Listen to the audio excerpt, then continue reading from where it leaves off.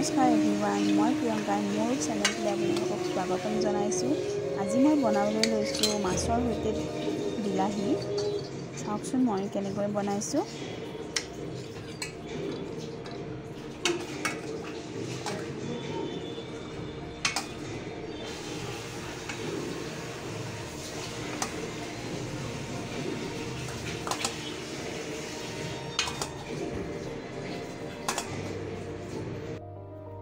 ৰৌ মাছ মই ধুই পানীটো যাবলৈ দি থৈছোঁ আৰু লগতে কমলকাপ মাছো আছে। মই আজি অকল ৰৌ মাছখিনি বনাম।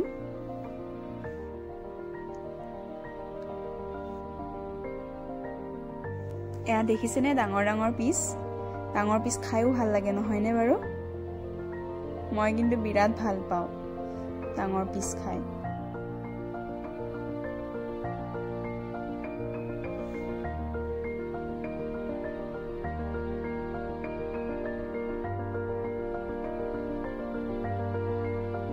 এতিয়া মই মাছখিনিত নিমখ আৰু হালধি দি সানি ল'ম। নিমখটো আপোনালোকে তেলতো দিব পাৰে, মই এনেকৈ সানি লৈছোঁ।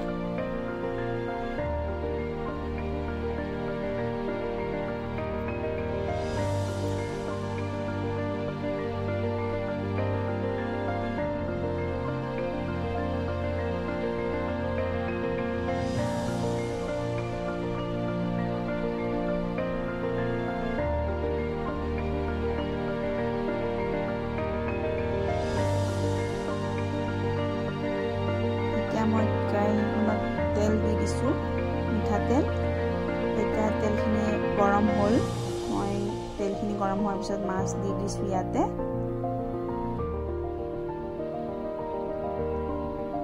সদায় মাছ ভাজিলে তেলখিনি ভালকৈ গৰম কৰি ল'ব, তেতিয়া মাছখিনি ভাঙি নাযায়।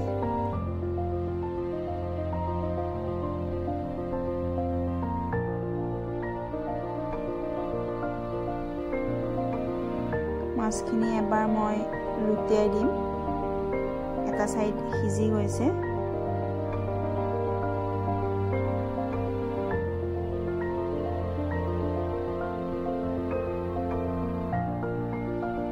লাহে লাহে লুটিয়াই দিব, নহ'লে ভাঙি যোৱাৰ চান্স থাকে।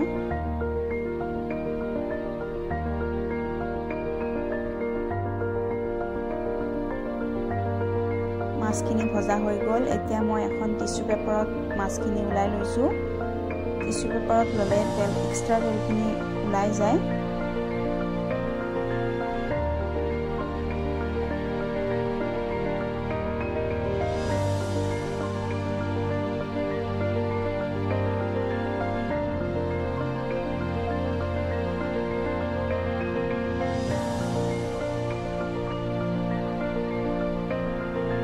আনফালে মই বেলেগ কেৰাহী এটাত তেল দি থৈছিলোঁ।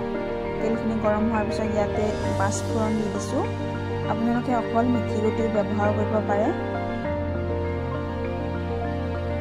তাৰপিছত ইয়াতে মই এখিলা তেজপাত দি দিম।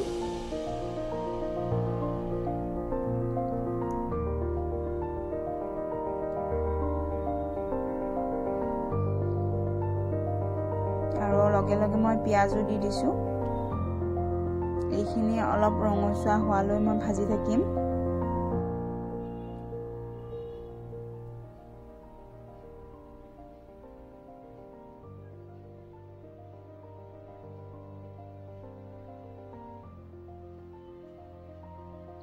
আপোনালোকে ইয়াত এইখিনি সময়তে আদা নহৰু পেষ্ট অকণ দি দিব পাৰে।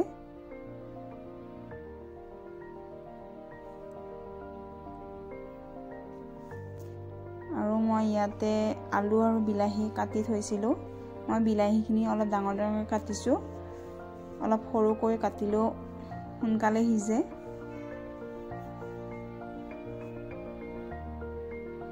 এতিয়া মই এইখিনি অলপমান বিলাহীখিনি সিজি যোৱালৈ মই ভাজি থাকিম। আলুটো আগতে ভাজি ল'ব লাগিছিল, মই একেলগে দি দিলোঁ।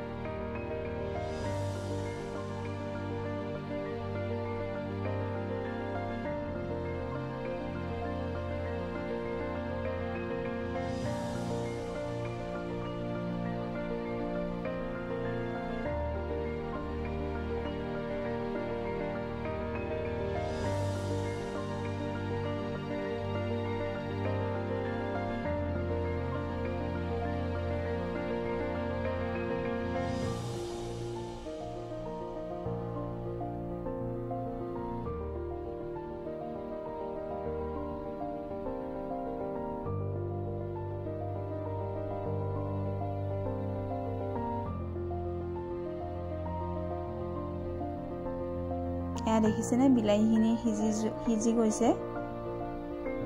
এতিয়া মই ইয়াতে অলপমান পানী দি দিম। পানী আপোনালোকে জোখমতে দি দিব, কিমানখিনি জোল লাগে।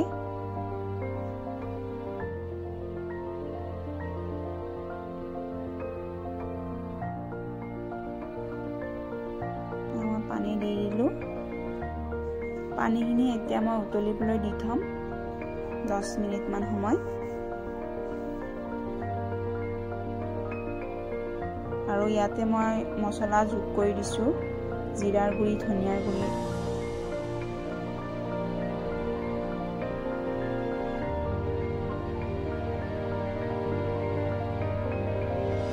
মই আদা নহৰু পেষ্টখিনি আগতে দিব পাহৰি গ'লোঁ, চ' এতিয়া দি দিছোঁ। আপোনালোকে প্ৰথমে দি দিব পিঁয়াজৰ লগতে।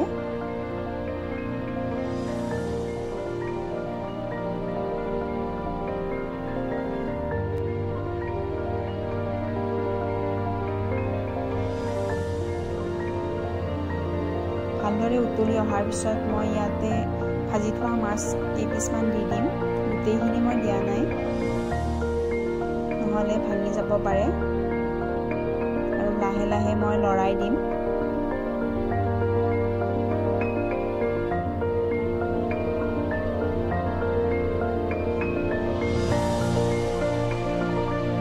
আৰু মই এইখিনি আৰু কমেও 5 মিনিট সময় উতলিবলৈ দিম।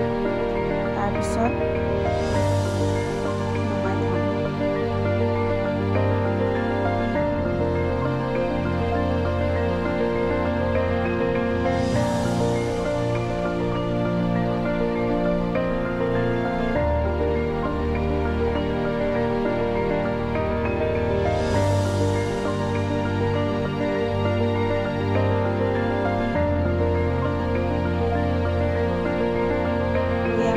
পিছত মই ইয়াতে ধনিয়াৰ পাত কেইটামান দি দিছোঁ। ধনিয়াৰ পাত দিলে আৰু খাবলৈ টেষ্টি হয়। তো মোৰ বিলাহী মাছৰ জোলখন হৈ গ'ল আৰু ঠাণ্ডা হোৱাৰ পিছত মই ছাৰ্ভ কৰিম। আপোনালোকে এনেকৈ বনাই চাবচোন, বিৰাট টেষ্টি হয় এইখন মাছৰ জোল। ভিডিঅ'টো শেষলৈ চোৱাৰ বাবে ধন্যবাদ। আগলৈ ভিডিঅ'বোৰ চাই থাকিব বুলি আশা কৰিলোঁ। Thank U.